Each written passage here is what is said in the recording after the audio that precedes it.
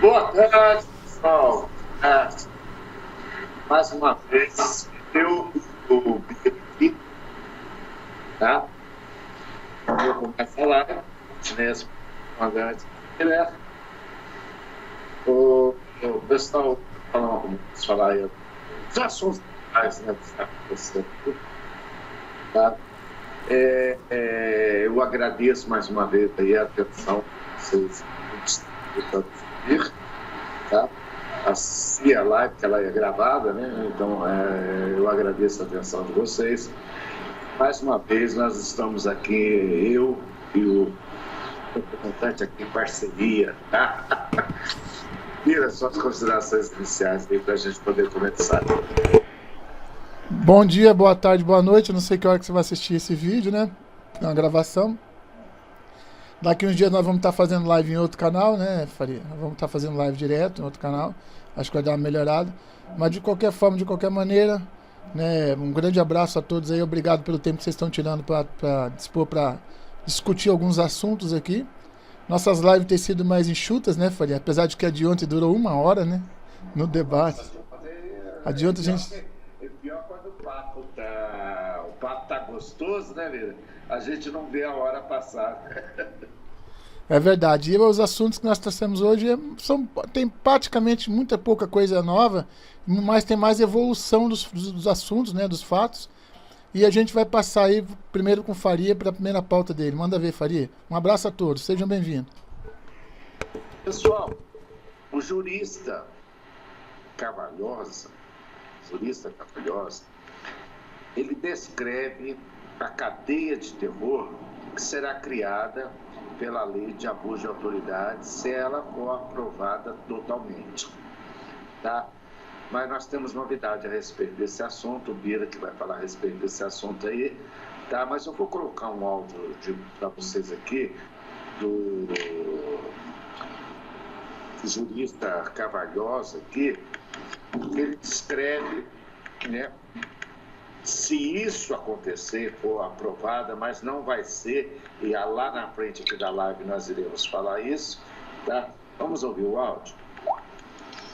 Carvalhosa, né? O jurista Carvalhosa, que descreve cadeia de terror que será criada pela lei abuso de autoridade. Vamos ouvir. O jurista Modesto Carvalhosa descreveu os mecanismos criados pela Lei do Abuso de Autoridade, aprovada pela Câmara dos Deputados, que, ao inibir os agentes públicos que combatem a corrupção e o crime organizado, favorecerá todo tipo de organização criminosa. Ouça o texto de Modesto Carvalhosa. O encadeamento perverso da Lei sobre Abuso de Autoridade. O instrumento legal elaborado por Renan Calheiros para amedrontar, inibir e paralisar os agentes públicos no combate à corrupção e ao crime organizado é diabólico.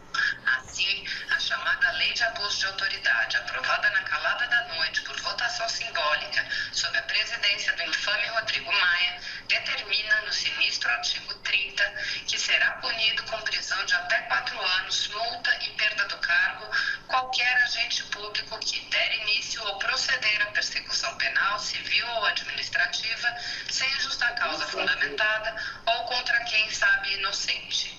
Consequência dessa norma legal: se o delegado de polícia indiciar um corrupto e a promotoria arquivar o processo, o delegado pega 4 anos de cadeia, paga a multa e perde o emprego público. Indiciou um inocente sem justa causa. Mas se o promotor acolher o indiciamento e denunciar o corrupto e o juiz o absolver, é a vez do promotor ir preso, pagar multa e ser expulso da promotoria. Denunciou um inocente sem justa causa. Mas se o juiz condenar o corrupto e o Tribunal de Justiça do seu estado o absolver, será a vez do juiz ficar encarcerado por 4 anos, pagar multa e ser demitido a bem do serviço público. Condenou um inocente sem justa causa. E se os desembargadores confirmarem a sentença do juiz e o Superior Tribunal de Justiça lá de Brasília absolver o corrupto, serão agora os 3 ou 5 desembargadores da turma julgadora que serão presos, multados e excluídos da magistratura. Condenaram colegiadamente um inocente sem justa causa. Toda essa cadeia de terror que visa inibir qualquer indiciamento, denúncia ou condenação beneficia não somente os corruptos, mas também as organizações criminosas, os traficantes e todo e qualquer delinquente. Todo esse encadeamento de vitória de qualquer providência legal contra os criminosos vai ser regido pelo onipresente Supremo Tribunal Federal, cujos ministros garantistas da impunidade que dominam aquela corte por decisão monocrática em cada caso ou por votação do seu plenário com repercussão geral, irá punir os delegados, promotores e magistrados que ousarem indiciar, denunciar ou condenar qualquer corrupto ou membro das organizações criminosas. Esse é o sórdido instrumento legal construído por Renan Calheiros para finalmente levar o Brasil ao domínio da corrupção e do crime organizado. Cabe ao presidente Bolsonaro vetar integralmente até o próximo dia 7 essa criminosa lei de proteção dos bandidos. O povo brasileiro assim espera. Se você Pode comentar aí. Bom, no dia... Antes de comentar, Bira, antes de comentar, deixa eu só falar um negócio. Essa lei de abuso de autoridade, ela defende as autoridades ou defende bandidos? Bira, tá contigo aí. Bom, é claro que o pessoal respondeu que ela defende os bandidos, né? Tá dando garantia para bandido. Veja bem onde é que nós estamos chegando. Então, hoje, dia 3, né? Na saída do Palácio da Alvorada, o presidente declarou, abre aspas, deve chegar a quase 20 vetos, mas tem artigo que tem que ser mantido porque é bom. Não serão só 9. Disse Bolsonaro, fecha aspas, disse Bolsonaro ao deixar o Palácio da Alvorada nesta manhã. Ontem, o presidente afirmou que vetaria pelo menos 9 dos 10 pontos sugeridos pelo ministro da Justiça e Segurança Pública, Sérgio Moro. O 10º ainda estava em discussão. Bolsonaro tem até a próxima quinta-feira, dia 5 e não dia 7, para anunciar a decisão, dia em que termina o prazo de 15 dias úteis para o veto ou sanção. Em caso de veto, o texto volta para a análise do Congresso Nacional. Nesse caso, ele volta para os senadores. E aí tem aquele conjunto de senadores que diz que de lá não passa. Que eles vão aceitar o veto e não tem que ir para a Câmara. Quando não foi modificado nada, foi vetado e os senadores aceitaram, então mantém-se o veto. Tá? O projeto engloba atos cometidos por servidores públicos, membros dos três poderes da República, Ministério Público, dos tribunais e Conselho de Contas e das Forças Armadas. Ou seja, por exemplo, se eu chegar lá no quartel e der voz de prisão para o soldado e por algum motivo o promotor lá fez um crime militar, né? Achar que eu exagerei na minha função, eu vou preso 4 anos e posso perder minha carreira. Pode um negócio desse? O que você acha disso aí, Faria? Pessoal, isso aí é um absurdo. Isso aí é um absurdo. Porque, pera lá, essa lei de abuso de autoridade, primeiro, né, Bira, vamos ser honestos. Primeiro, que o Superior Tribunal Federal quer se blindar. Porque ele sabe que ele tem rabo preso, ele sabe que todos eles sabem, mesmo aqueles, eu vou dar um exemplo do Barroso aqui, o ministro Barroso, Superior Tribunal Federal. Vocês não acham, tudo bem, ele defende, ele combate Gilmar Mendes, mas você não acha que ele sabe de todas as falcatruas que acontecem lá? É claro que sabe. Então acho que tem que ser uma limpeza completa.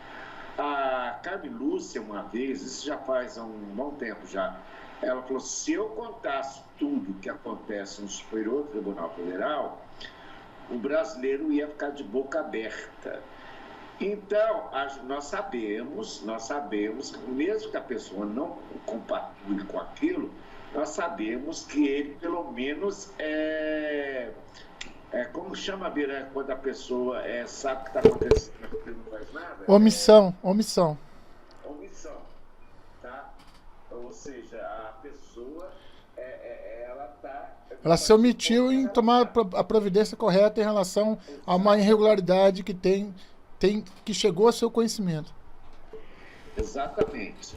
Então, pessoal, essa lei aí, como o Bira colocou aqui agora, são 41 pautas com 41 artigos, o Bolsonaro diz que hoje, que até hoje de manhã, estava discutindo a 10ª pauta lá, 10º artigo. O Bolsonaro disse que ia pensar se ia vetar ou não. Agora já são praticamente quase 20. Só para explicar, na saída do Palácio da Alvorada, ontem ele falou, ele estava discutindo o 10º. Ontem. Hoje já saiu, deixa eu ver quanto tempo faz. Saiu de tarde essa notícia aqui, ó. Ela foi publicada 1 hora atrás, da hora que eu acessei, então ela saiu lá pelas, sei lá, deve ter saído lá pelas 14 horas, deve ter saído. Então, 14 horas do dia 3, tá atualizadíssimo.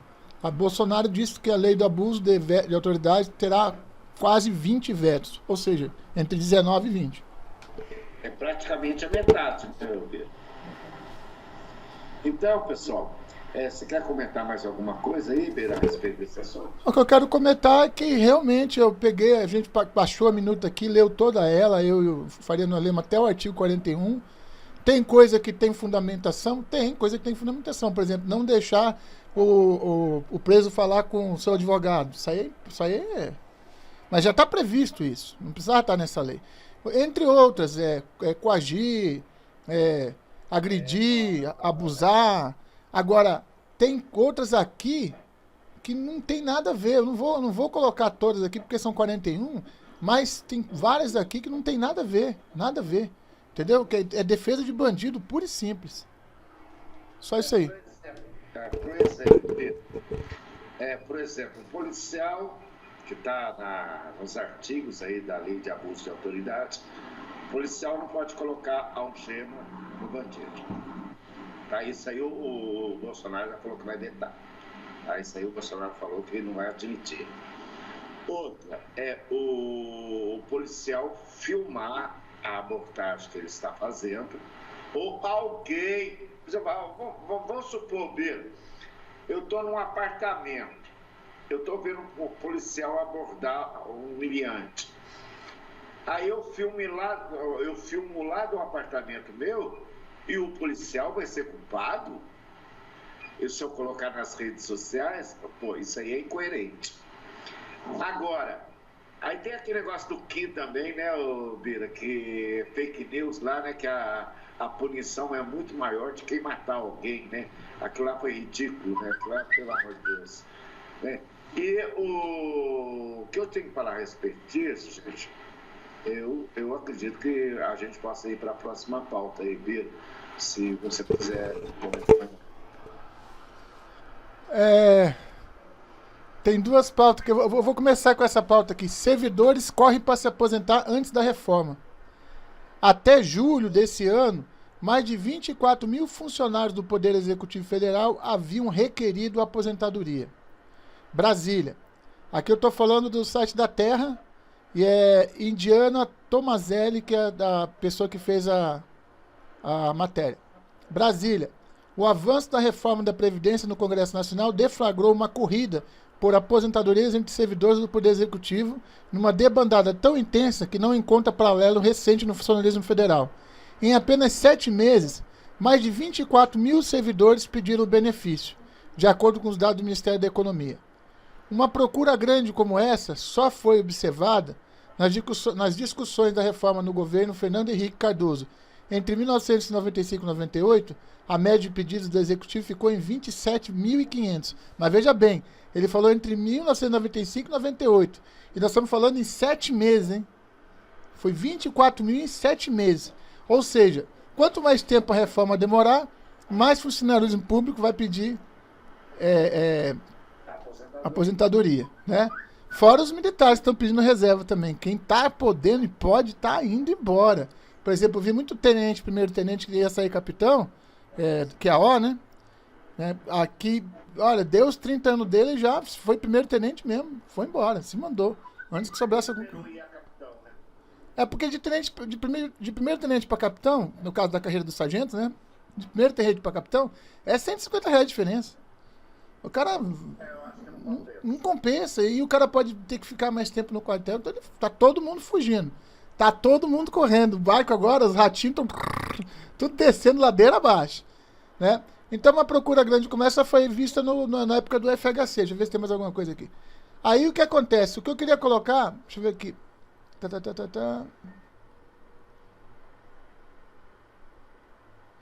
No curto prazo, a aceleração das aposentadorias não se traduz em alívio com gastos pessoal, que subirão 336 bilhões no ano que vem, de acordo com as projeções do governo.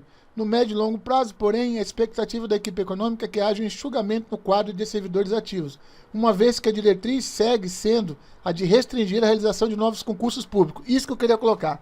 São 24 mil que vão se aposentar, tá certo? E esses 24 mil servidores, isso eu estou falando do Planalto Central ali, estou falando do... Eu acho que eu estou falando de maneira geral, né? Todos os federais, né? De toda a federação. Eu não estou falando das Forças Armadas. Tira as Forças Armadas, tudo que é federal. Polícia Federal, Receita Federal, qualquer um que tem 30 anos está indo se aposentar. O que acontece? O Exército tem uma maneira de fazer com que a gente volte com esses camaradas, que é chamar o PTTC, né? O Prestador de Tarefa para o Tempo Certo. Agora, me pergunto, se eles não vão fazer novos concursos e 24 mil servidores estão saindo, ou esses 24 mil estavam sobrando, ou esses 24 mil vão fazer falta. O que você acha, Faria? Eu acho que vai fazer falta, principalmente se for nas Forças Armadas, tá? Pelo seguinte, gente, eu fiquei na Força Aérea por 30 anos e 2 meses, né? Porque esses 2 meses foi o tempo que demorou para vir a reserva, né? Eu fiz o pedido de reserva, tudo. Demorou 2 meses. Eu até tive que ligar para o Rio de Janeiro, viu, Vira? Para poder, com um comandante que foi meu, e para ele poder acelerar, porque depois que ele foi para a reserva também estava no Rio. E a DIRAP, né, que é a responsável pela aposentadoria dos militares da Aeronáutica, que fica no Rio de Janeiro, ele deu uma forcinha para mim, mas demorou 2 meses. Eu, graças a Deus, pelos bons serviços prestados, a partir do momento que eu pedi o pedido de reserva, o meu comandante, ele falou, não, Faria, pode ficar em casa, você já cumpriu os seus 30 anos, você pode ficar em casa. Aí você vai ter tempo aí de resolver a tua vida aí, né? E você tem mais 2 meses para ficar na Vila Militar, que eu morava na Vila Militar. Então, eu resolvi meus problemas, não cumpri mais expediente durante 2 meses, né? Aí saiu. Olha a coincidência, Vira. Eu fui para a Fazenda da Aeronáutica no dia 15 de maio de 1995. E a minha reserva saiu no dia 15 de maio de 2012, o dia do aniversário da minha filha. Ou seja, eu completinho, nem um dia mais, nem um dia menos, entendeu? Tá contigo aí, Vira.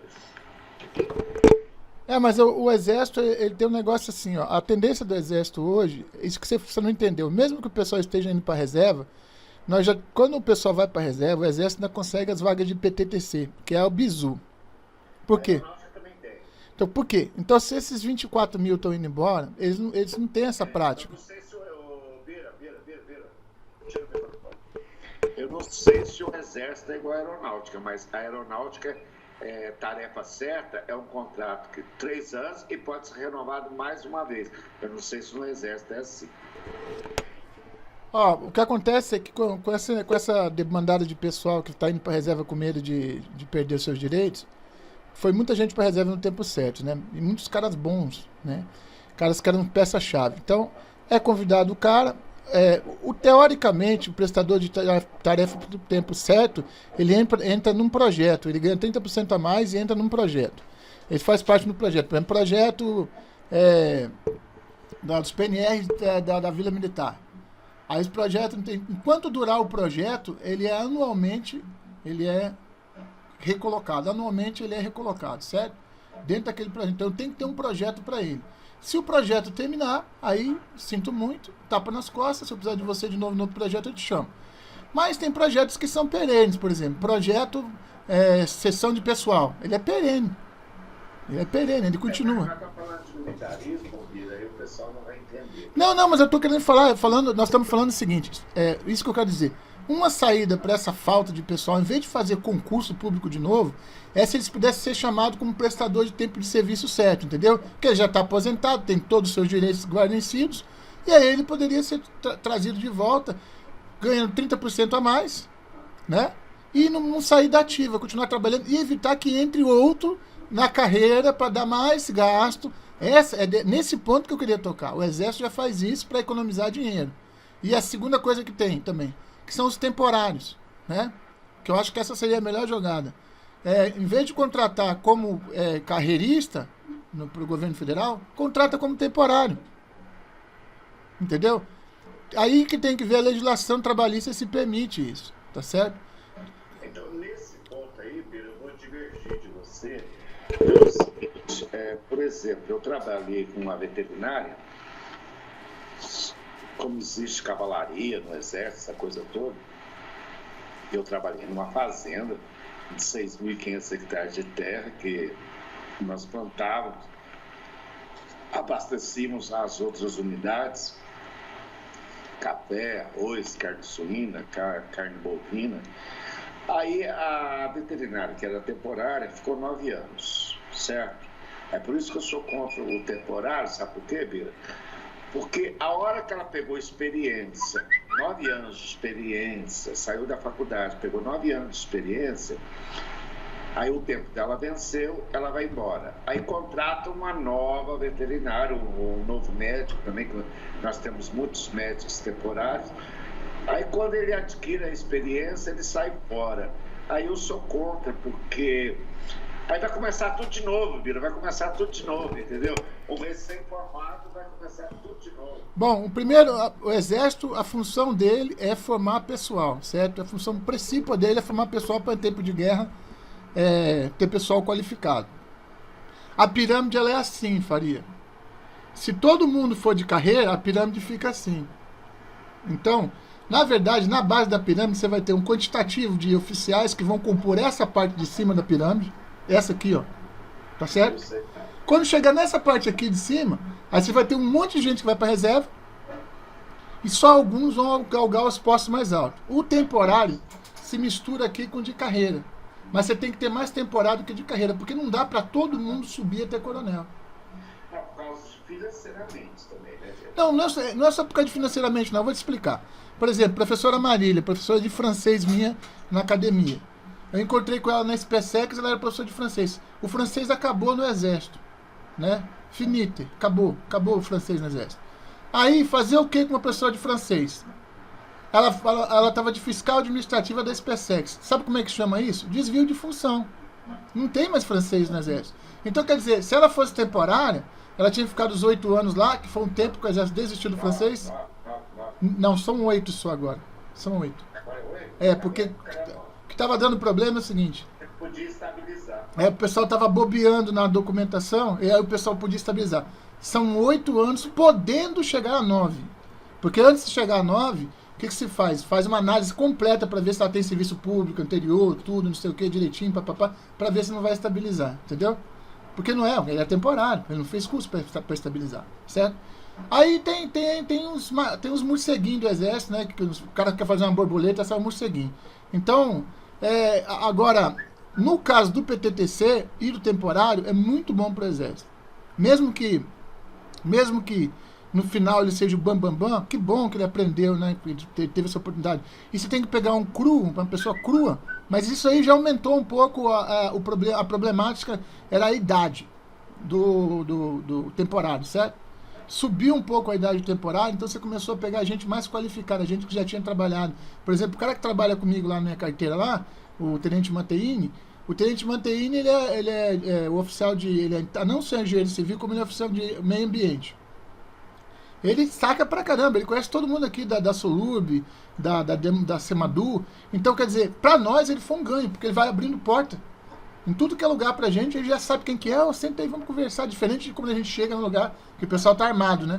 Então, na verdade, voltando ao assunto, 24 mil funcionários pedindo reserva, pedindo aposentadoria, como eu falei, ou não estava fazendo falta nenhuma, era cabide de emprego, ou vai fazer uma falta muito grande, E vai ter muito mais gente trabalhando muito mais. Não que eu tenha dó deles, não. Mas um vai ter que trabalhar por 4 ali. Você não acha? Com certeza, Pedro. Eu até estava conversando com meu filho, que é sargento do Exército, você sabe disso. Eu estava conversando com ele, aí como ele vai completar aí 12 anos de Exército, né? Aí ele vai ter que cumprir, por exemplo, em princípio nós cumprimos 30 anos, né? Aí ele fez o cálculo lá daquela escala, né? Ele vai ter que cumprir mais 3 anos, né? Então, ou seja, vai ter que cumprir 33 anos. Agora, quem está entrando agora vai ser obrigado a cumprir os 35. Eu vou ter que cumprir 30 anos e 9 meses. Acho que até atingiu você, não atingiu, Pedro? Atingiu? Vai me atingir. Na verdade, olha só, veja bem. Só vai atingir o teu filho, vai atingir a mim, no momento que publicar no Diário Oficial da União. Não publicou ainda. Não publicou ainda, continua 30 anos para mim. Certo? Aí, eu tô com 26 anos.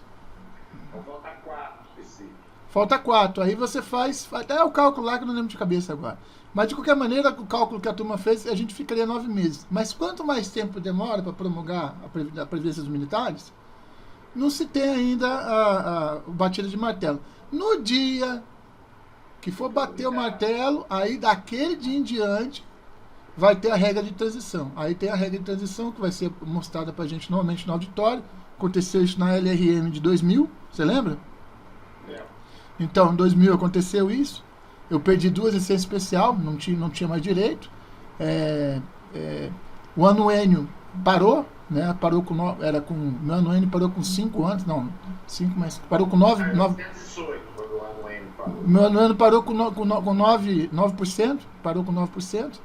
E porque na verdade o cadete da academia ele ganhava 35% de anuênio, né?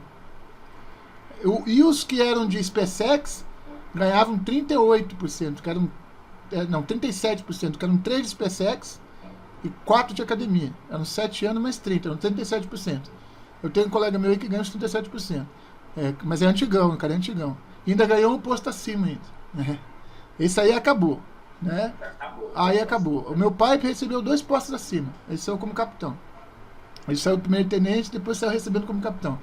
Aí o anuênio de 30... Mas o pai já aposentou bem lá atrás. Bem lá atrás. Meu pai aposentou em 80... Não, 80 não. 91. 91 o pai aposentou. Ainda. O meu pai meu pai estava em Campo Grande. Ele veio de Manacapuru. Manacapuru não.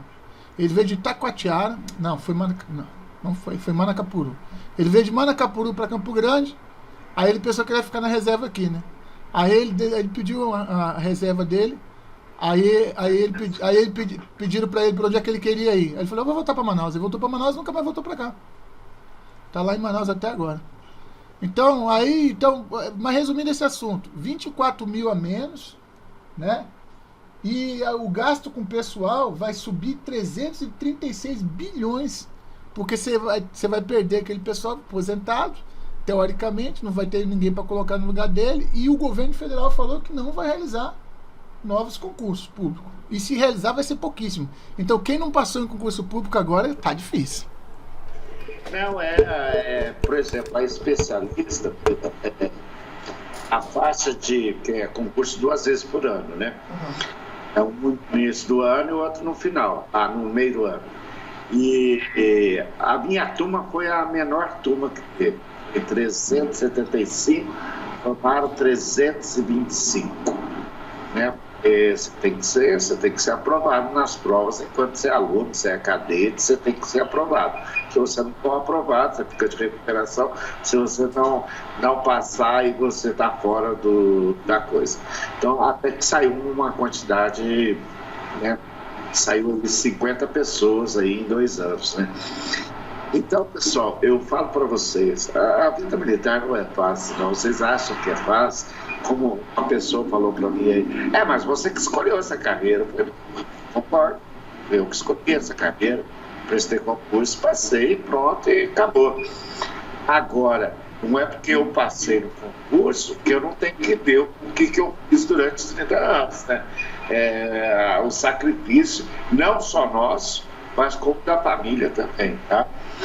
Ô, Bira, eu quero ir para a próxima pauta. Se você tiver um comentário, você pode fazer. Já vai na tua pauta aí. Pode ir? Pode ir, já vai na tua. Espera aí, me diz.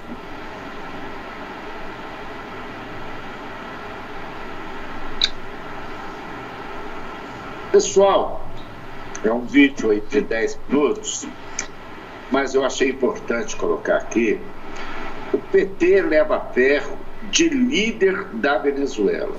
Ou seja, esses petistas não falam... A Haddad chegou a falar uma vez que a Venezuela era democrática, certo? A Haddad chegou a falar isso uma vez. A Grace também chegou a falar uma vez que a Venezuela é um país democrático. Como pode ser um país democrático se o povo está matando o cachorro, está matando o gato para poder se alimentar? Aí, o próprio líder da Venezuela, que está aqui no Brasil, ele foi convidado, né, para ir ao Congresso, né? O Eduardo Bolsonaro, que estava como presidente, e ele falou a pura verdade do Foro de São Paulo, ele falou a verdade do governo venezuelano. Eu vou colocar o áudio aqui para vocês. Escute o que esses comunistas, esses petistas, têm.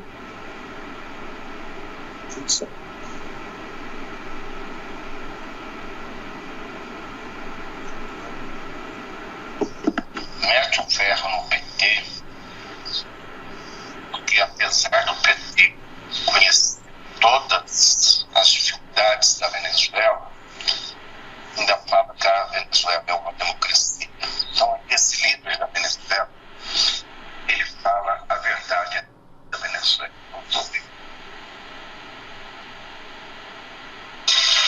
Bom dia para todos. Desculpem meu português e não compreendo alguma coisa, mas tento fazer um esforço para que Vossas Excelências compreendam.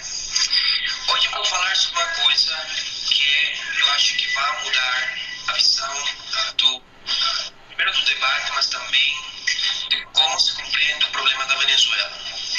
Temos que começar entendendo que o chavismo não é uma força política.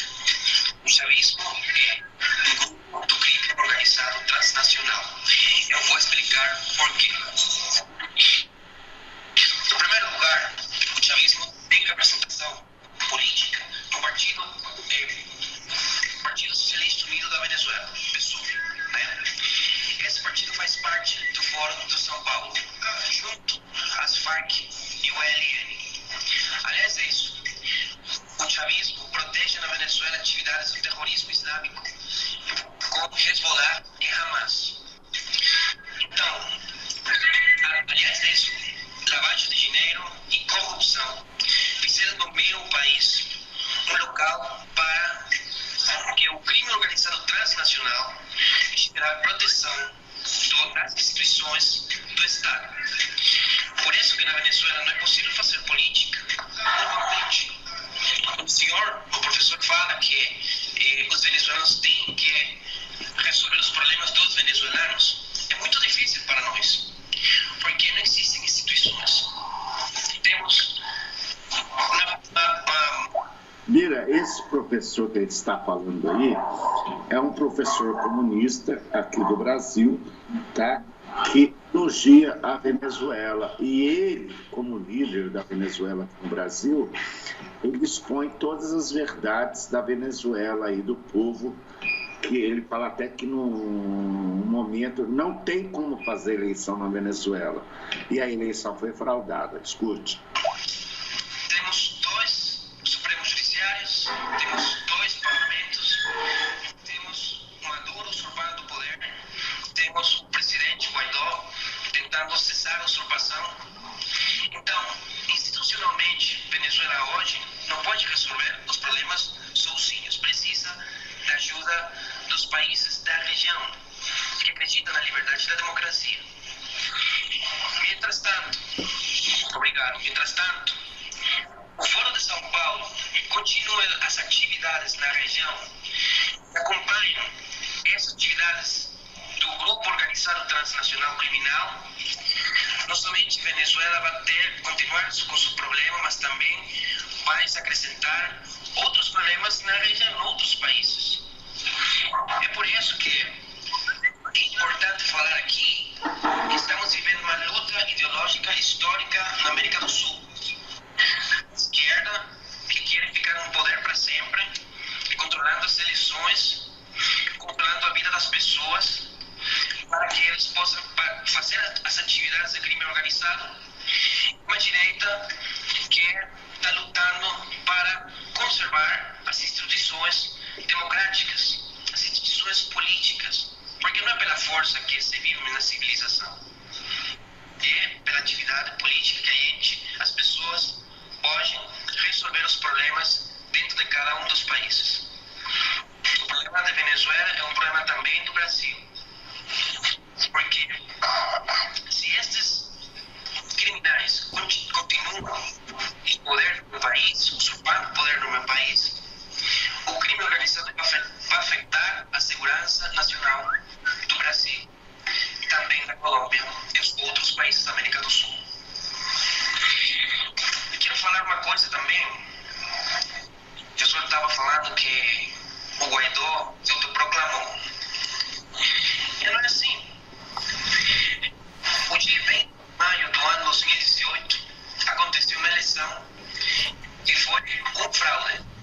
Foi fraude totalmente. O Libertad e outros movimentos políticos da Venezuela fizeram uma campanha do boicote.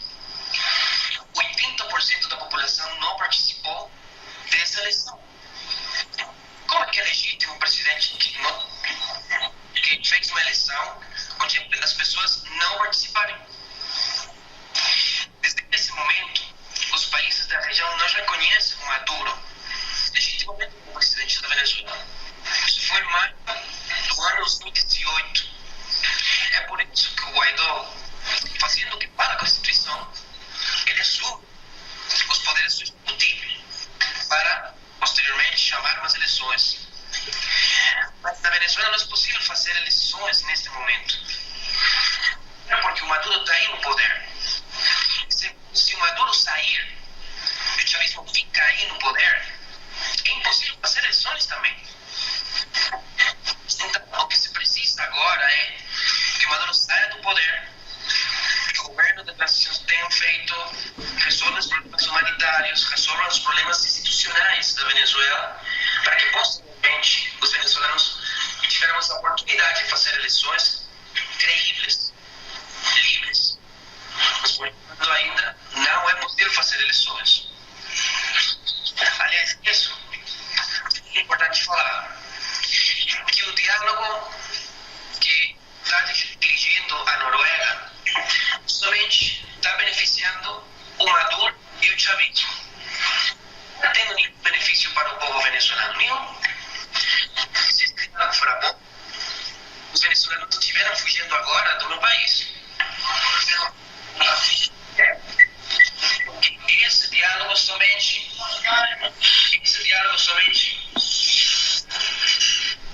ajuda o Maduro a ficar no poder. Não pode. Bira, eu vou dar uma parada aqui. Isso não está.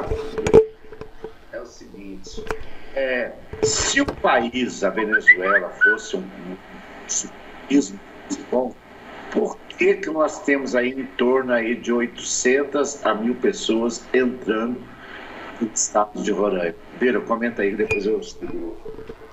Faria, o áudio está bem difícil de entender, tá? Vou logo avisando. Então, acho que o que ele já falou já deu para entender alguma coisa, tá? Outra coisa, você está falando dos que entraram no Brasil, mas são 4 milhões que fugiram para os diversos países, né? E a maior entrada pela Colômbia, se eu não me engano, tá? Maior entrada pela Colômbia. E o Brasil acolheu e introduziu algo em torno de 800 a 1 milhão, não sei o cálculo correto. Então, um colega meu que acabou de voltar de lá, ele podia até me informar melhor isso aí. Mas, independente disso, se uma pessoa sai do país dela porque está passando fome, ou 800 mil, né? uma migração desse tamanho, a gente já sabe por que está acontecendo isso. E o problema maior são os 20 mil cubanos que tem lá. Então eu estava vendo uma palestra do vice-presidente do General Mourão. Ele fala que a Cuba recebe 120 mil barris de óleo por dia, tá? Não sei se é tudo isso, 120 mil, acho que deve ser, acho que não sei. Mas ele recebe uma quantidade X, se eu não me engano, 120 mil. 120 mil por dia dos cubanos. Para os cubanos, né? Para os cubanos. E mantém 20 mil militares, ou paramilitares, sabe como é que se chama isso aí? Dentro da... que protege Maduro e que impede que as Forças Armadas tomem tenência, tomem providências em relação às atividades. Ou seja, aquilo que eles não concordam, porque eles também são venezuelanos, também têm família, né? Então, e pelo que eu já sei, a fome já chegou à tropa já, entendeu? Então, aí o que acontece? Uma postura do General Mourão, eu acho ousada, mas é a postura que ele colocou na palestra dele, tá no vídeo aí da palestra, a última palestra que ele deu, se não me engano foi na Alerj, foi lá no Rio de Janeiro. Ele falou que uma negociação poderia ser feita retirar os cubanos, mas manter os 120 mil barris para Cuba, para começar a queda do Maduro. Seria essa a negociada com Cuba, porque Cuba já tomou conta da Venezuela, a Venezuela já é comandada por Cuba, tá? Isso é fato, tá? Então, que não lembro o nome do dirigente, já que já não é o Raul Castro, é outro dirigente já de Cuba, o ditador atual de Cuba, né? Ele manda e desmanda dentro da Venezuela, por causa desse efetivo que ele tem lá dentro, que não estão nas bases das tropas, não. Estão nas bases de comando. Então, é como se fosse a tropa pretoniana do César, ou como se fosse como é que chama aquela tropa que o Hitler tinha, SS, como se fosse a SS do Hitler, entendeu? É uma tropa que tá ali perto dele e não deixa chegar perto, entendeu? Aí um ataque frontal dos Estados Unidos junto com a Colômbia, porque o Brasil não pode participar disso aí, porque nós temos termos na nossa Constituição que nós só atacamos se formos atacados. Aí isso aí nós somos um exército e marinha aeronáutica de defesa nacional, tanto é que a gente fala isso direto. Nós não projetamos poder para fora do nosso país. Entretanto, se a gente é atacado, como aconteceu na Guerra do Paraguai, como aconteceu principalmente na Guerra do Paraguai e na Guerra da FEB, aí sim, aí se faz uma força expedicionária que vai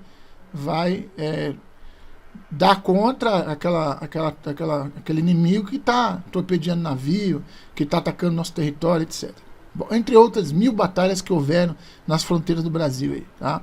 De qualquer forma, de qualquer maneira, essa foi uma opção que o vice-presidente deu, de solicitar que os cubanos retirassem as suas tropas, né? E continuar dando 120 mil barril para ele. Aí, daí para frente, começaria a queda de Maduro, certo? Agora, pasme, né? A gente pode ligar um assunto ao outro. Esse movimento que está surgindo agora aqui no Brasil. Não sei se eu posso já. Você quer falar mais alguma coisa sobre o assunto? Quer falar mais? Eu gostaria de mostrar um vídeo aqui, não sei se o pessoal vai ver direitinho, se você não vê, aí eu corto ele, tá? Eu acho que até esse mesmo assunto você vai colocar, mas eu quero colocar o vídeo. Pessoal, nós nunca vimos o PT falar que eles são comunistas, né? Nunca ouvimos isso. Mas quando eles estão entre eles, né, eles colocam... Eu posso tentar colocar aqui, se você quiser. Pode colocar, Vitor, pode colocar, Vitor. Mas só um segundo para mim. Enquanto você... O Partido Comunista do Brasil! 1, 2, 3, 4, 5 mil! E viva o Partido Comunista do Brasil!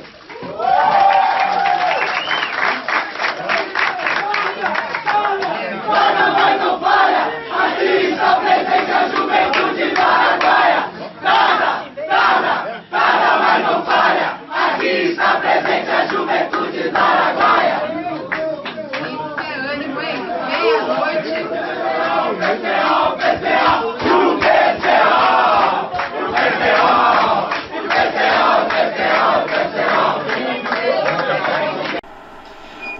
Pessoal, vocês assistiram o vídeo aí, vocês viram que pela primeira vez eles admitiram internamente que eles são comunistas, né? Mas publicamente eles falam que são democráticos, né? Que é uma mentira. Tá? Pira, o que você achou desse? Não, ali entre eles deixam a máscara cair, né? Então tudo que eles queriam era uma Venezuela. Pra ficar... Você viu quem estava lá, Pira? Eu vi o Haddad. E ele tá escondendo esse vídeo na internet. Ele não quer que ninguém veja. Em consonância a isso, né? Em consonância a isso, em 2 de setembro desse ano, uma segunda-feira, onde foi mesmo? Paraná. Eu vou achar onde foi. Vou ler aqui a matéria.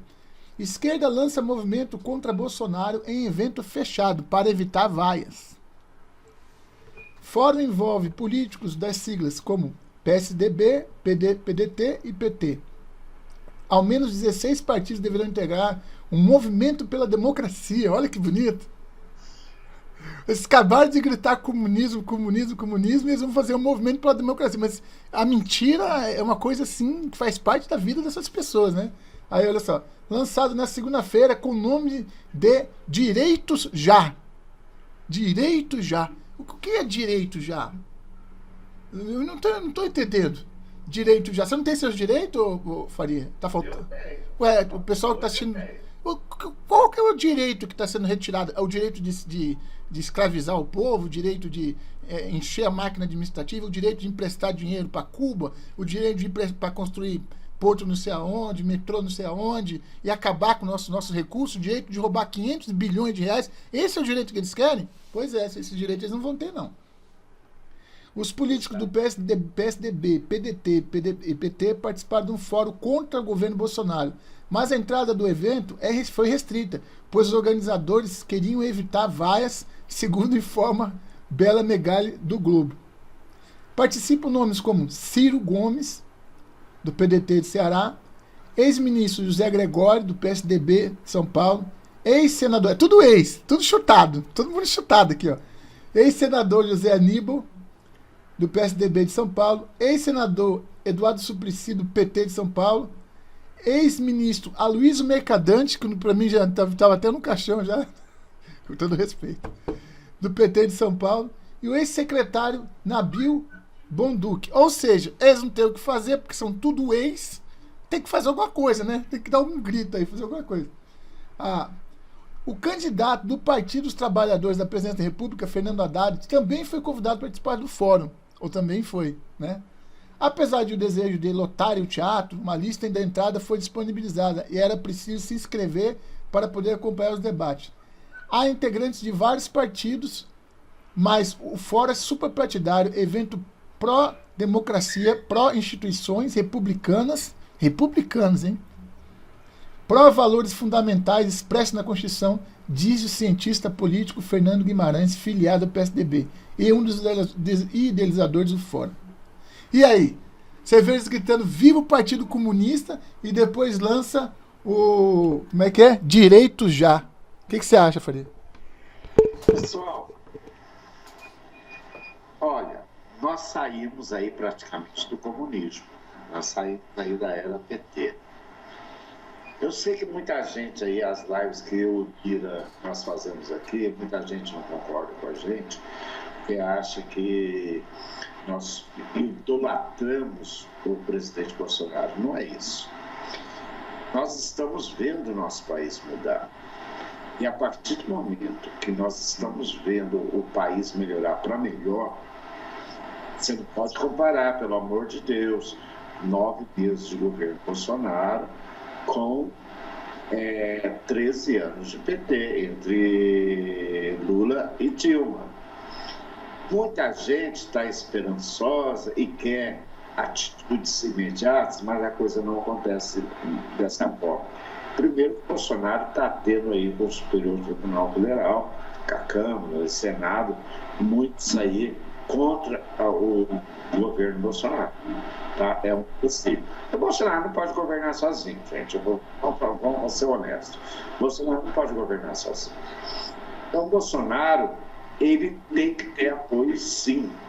Agora, essa medida aqui que o Bira colocou aí, que é abuso de autoridade aí, são 41 artigos e parece aí que em torno de 20 serão vetados, mas são vetados aquelas pautas assim para beneficiar aí o Superior Tribunal Federal, tirar a autoridade do policial, do delegado, do promotor, do juiz, que isso é inadmissível, né? E nós temos que esperar aí, como o Bira mesmo falou, nós temos que esperar aí até o dia 5 desse mês, até quinta-feira, né? Que é o prazo final para o Bolsonaro decidir o que ele vai vetar ou o que ele não vai vetar. Então, e outra coisa que eu gostaria de deixar bem claro aqui, para esses canais comunistas aí, que não está tendo atrito entre o Bolsonaro e o Sérgio Moro, não. Tá? Isso aí é falácia de canais comunistas. Preste atenção. Vira, faça seus comentários aí, por favor. É claro que não está tendo atrito, tanto é que tudo ele fala assim, quando é com alguma coisa de direito, de justiça, ele fala assim, não, tem que conversar com o Sérgio Moro. Senão ele mesmo falava, ele não sai rasgando. Se ele tivesse algum atrito de verdade, ele ia falar assim, eu vou fazer isso, sem consultar o ministro Sérgio Moro. E não. Tudo quando falam de justiça, ele fala, eu vou consultar o ministro Sérgio Moro. Falam de economia, eu vou consultar o Paulo Guedes. Falam de meio ambiente, falam de qualquer outra coisa, entendeu? E mesmo que seja alguma coisa sobre Marinha Exército Aeronáutica, ele fala, vou consultar o ministro da Defesa. Entendeu? Então, assim, eu acho que nesse ponto não tem nem com o General Santos Cruz. O que aconteceu com o General Santos Cruz foi que o General Santos Cruz não deve ter um... Ele é um guerreiro, ele não é chegado nesse negócio de política, ele não aguenta isso aí. Então ele pegou e jogou a toalhinha, entendeu? Foi lá, pediu desculpa pro Bolsonaro e partiu. Aí, normal, o Bolsonaro ficou super triste na época. Aí, com as fofocas, com as piadinhas que nem faz aí, ficam falando mal dos outros sem saber, tá entendendo?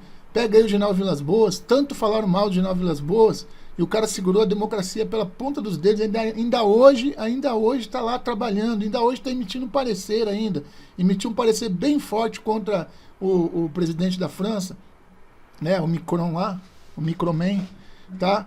Então, quer dizer, essas pessoas, esses que cercam o presidente, todos eles, inclusive o Onyx, que já foi muito atacado, tá? Todos eles estão por uma causa, eles não estão por acaso, estão por uma causa. Não é à toa, como disse o presidente, não é por uma aventura que o ministro Sérgio Moro ia se largar uma carreira de juiz de 22 anos, com todos os direitos de aposentadoria, para ir para uma aventura para ser ministro da Justiça. E quando perguntaram para ele por quê, aí ele falou assim, porque eu queria ver o trabalho que eu comecei lá atrás ser terminado. E ele vai ser terminado, custe o que custar, tá entendendo? Porque já existem várias... hoje, boa parte da Câmara dos Senadores e dos deputados federais, boa parte deles são pró-Brasil. Uma pequena parte está querendo livrar o rabo, porque sabe que foi reeleito e sabe que deve. E aí eu vou me resguardar aqui, mas um bom público ali do STF também sabe o problema que ele tem, tá certo? E por isso eles estão tentando dificultar ao máximo. Mas água mole em pedra dura, tanto bate até que... Então, uma hora vai dar certo. Então você vê agora aí, a recessão não veio, mas a indústria produziu menos. Claro que a indústria produziu menos. Por que a indústria produziu menos? Porque ela não sabe como é que não fechou ainda a reforma da Previdência, ela não sabe como é que vai ser a reforma econômica, ela não sabe como é que vai ser a reforma política, ela vai sair investindo, você sairia investindo, Faria? Você sairia investindo? E outra, o microfone. E outra é que, por exemplo, você conseguiu encontrar aí as 41 artigos aí do abuso de autoridade, né? Que eu procurei você, depois até pedi para você mandar para mim, tá, Bira? Eu vou colocar na discussão. Aí você você pega e fala assim, ó, o Bolsonaro, gente, pelo amor de Deus, Bolsonaro, ele fala, ele é autêntico, ele fala, eu não sei nada de economia. Essa pergunta aí você tem que direcionar ao Paulo Guedes. Tá, beleza. Eu vou dar um exemplo clássico, muito simples. Eu tive um comandante que nada você podia fazer sem falar com ele. Às vezes você ia lá agendar lá para você conversar com ele e você poderia ter resolvido até assuntos simples, né, de sessão, você poderia ter resolvido e ele centralizava tudo nele. Bolsonaro fez justamente quando o outro comandante, o de Souza, veio, ele delegou competência dos seus subordinados. A partir do momento que ele delegou competência, quando ele dava uma ordem para você, aí você só tinha que chegar na sala dele e falar, ó, comandante, o que o senhor pediu para mim já está resolvido, tá beleza, tá tranquilo. Ele só queria respaldo. Então, isso acontece com o governo também, né, Mira? Nós estamos batendo 56 minutos, tá? Eu vou só fazer esse comentário aqui, eu acho que aí a gente faz os nossos comentários finais. Bom, o que acontece sobre isso aí? A engenharia ela trabalha assim. Então a gente delega a função para o chefe de campo, para o outro militar, para o tratorista, etc, etc. Só que tem que ter uma linha mestra. Isso o Bolsonaro... Então, resumindo, o que o presidente falou, e aí o pessoal, não está fazendo, não está tendo controle, não. O que o presidente disse? Ele falou, coisas não republicanas, eu vou bater em cima. Então, a carta está branca para os ministros fazerem. Por exemplo, o soldado vai varrer o pátio da esquerda para a direita ou da direita para a esquerda, não interessa. Está limpo o pátio? Está limpo. Vai varrer com a ponta vai varrer com o cabo da vassoura? Problema dele. Agora, foi isso que ele falou. Todos os meus ministros têm carta branca, mas eles sabem a minha diretriz. Agora, quando saem da diretriz dele, o pau come. É só para deixar isso bem claro. O presidente delega, mas saiu fora da diretriz dele, virou bagunça, é pau na cabeça. Por quê? O que ele falava no período de eleição, que o presidente do Brasil não mandava nos seus ministros. O ministro, vai descatar, presidente, senão não vai passar tal matéria lá no Congresso Nacional. O MDBista, por exemplo. Certo? Na época o PMDB era gigante, né? Então, quer dizer, eles viviam à mercê, eles viviam na mão, os presidentes viviam na mão dos ministros. Agora mudou. Os ministros seguem a delegação do presidente. Mas o presidente não vai ficar lá, em cima dele e tal. E é isso aí, e é isso aí, como é que tá isso aqui, isso aqui. O comandante chato é isso aí, né? Não deixa você trabalhar e ele também não caga nem sai da moita. Não deixa você trabalhar e também não trabalha ele. Porque ele está deixando de fazer o que ele tem que fazer, que é comandar a presidência do Brasil. Então, o presidente do Brasil, ele faz a presidência. Os ministérios fazem o ministério. E quando ele quer alguma coisa de economia, de justiça, de meio ambiente, de educação, aí ele se vira para aquele ministro e fala, você está seguindo a minha diretriz? É assim que ele trabalha. Ele trabalha assim. E funciona. Portanto, nesse meio tempo, também existem pontos de vista diferentes, discussões. O ministro, não, eu não acho que o senhor não pode fazer isso, presidente. Aí eu falo assim, não, vamos fazer assim, sim. Presidente, mas, entendeu? Que tem. Mas isso não quer dizer que está tendo um rompimento. É uma acomodação de pensamentos e de maneira de lidar. Até porque, até ontem, o juiz Sérgio Moro era juiz, ele determinava. Hoje ele é um ministro, ele recebe as ordens. Certo? Então ele recebe ordens, diretrizes, e ele está muito mais politizado do que quando ele chegou. Todos eles já estão. O da educação, até o próprio Paulo Guedes está mais politizado. Eles estão se politizando. Por quê? Porque eles não viviam nesse mundo, eles eram técnicos. Todos eles eram técnicos. Por isso, essa foi a maior jogada do presidente. Farias, 0,59, suas considerações finais. Tá. Pessoal, mais uma vez aí para vocês, tá? Obrigado pela atenção aí que vocês irão nos dar. Porque essa live ela é gravada, né? E depois o Bira vai baixar e colocar no YouTube, tá?